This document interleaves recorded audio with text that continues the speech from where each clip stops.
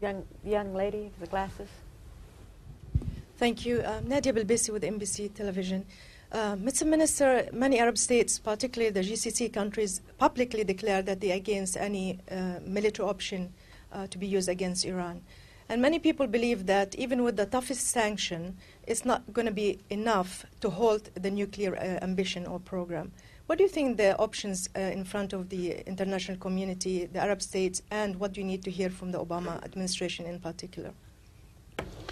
Well, the issue of the Iranian nuclear threat is something that is of a concern not only to the West, but I think it should be a concern to the whole global, the international society. The requirements of the IAEA and the Security Council resolutions that has been passed against Iran should be fully respected and implemented. We have always, in our discussion with our Iranian neighbors and friends, we have always urged them to respect international law and to abide the international requirements imposed or passed by the IAEA.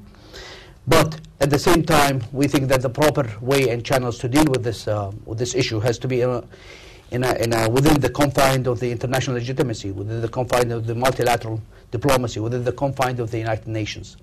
Any unilateral action outside this, outside the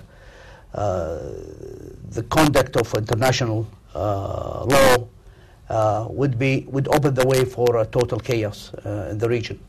For that reason, we have urged everybody that we should stick to the diplomacy and the proper channels is within broader discussion within the United Nations.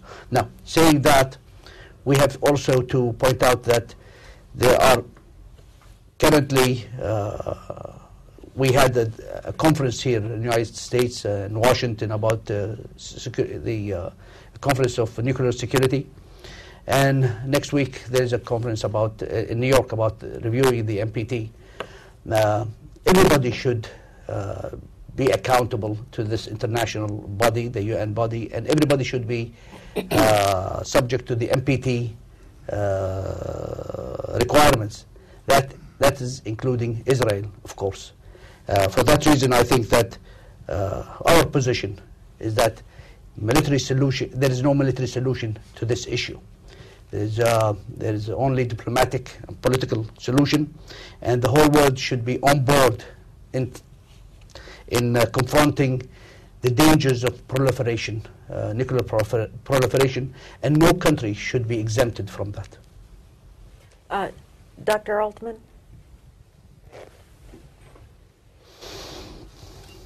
John Alterman from CSIS. Mr. Minister, welcome back. It's great to have you back. I wanted to ask you about the GCC and security.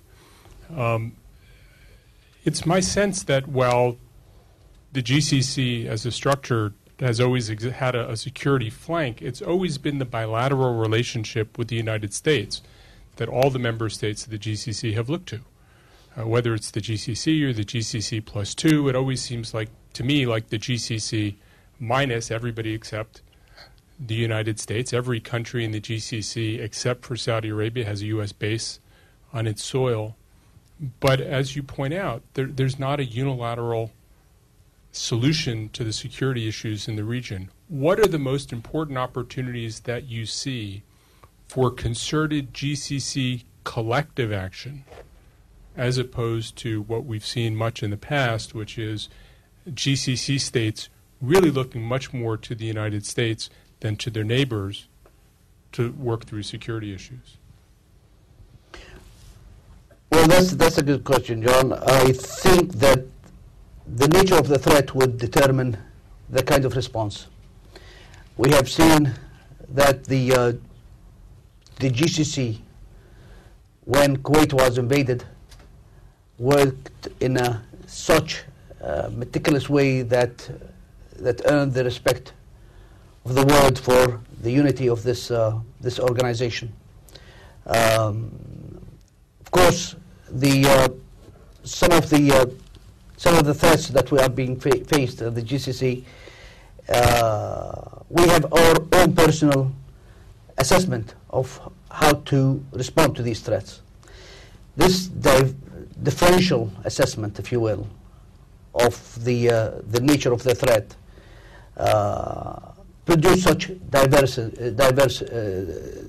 diversification or differences, if you will, of each country's assessment.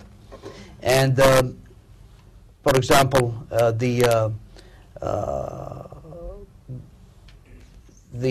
kind of relationship that Kuwait has with the United States, for example, is somewhat different from some other countries. We are a major non-NATO ally. We have a long-term security agreement with the United States, but not only the United States. We have the long-term economic, long-term security agreements with United Kingdom, with France, with Russia, and with China as well. In that sense, I don't think that it would be fair to say that since there is no common GCC assessment for each and every possible threat to the GCC, then the GCC security structure is lacking. I think that the level we have common and agreed position when it comes to clear and present dangers. Our position, for example, with respect to the Iranian occupation of the Emirates position is clear, categorical. We, in terms of the Saddam's threat to Kuwait, it was very clear and categorical. And our position with respect to the Israeli aggression against the Palestinians is also very clear. Now, recently, we hosted a donors conference for Yemen because we realized that what is going on in Yemen would have an implication on our security. So we hosted a donors conference, and we generated $3.5 billion for Yemen's development plans. We're going to meet again as a foreign ministers of GCC in Sana'a to pursue this project. But then we have differences with respect to how to react to the breakdown of security structure in the Horn of Africa, for example, how to deal with the piracy issue in that area, how to deal with the rising tension in Pakistan and the ongoing conflict in Afghanistan. We do have our differences in that. But overall, I think that what the underlying common strategy is that the integrity of each state's sovereignty that's an absolute red line. Question right here, young lady.